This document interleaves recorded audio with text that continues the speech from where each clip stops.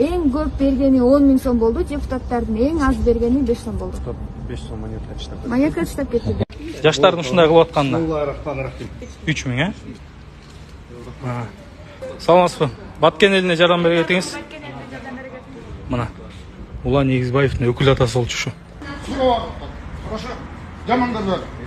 Эл аркылуу жардам болуп койбойт экен. Мен де бердим. Дагы кара. Мына, ушинтип урушат, көрдүңөрбү?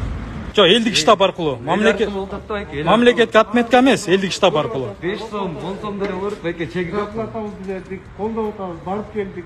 Эл аркылуу эл береби, бияк береби, эмне айырмасы бар? Чындагандачы. Силер биякта лже-патриот болуп атпайсыңарбы? Элге силер күйгөндөй болуптур. Элге жалгыз эле силер күйгөн жоксуңар. Депутаттар күйүп атат. Элдин баардыгы күйүп атат. Берде салды. Рахмат. Мына, уштап эле салып койду. 6, 7, 8, 9, 10 салыптыр. 10 000 салды.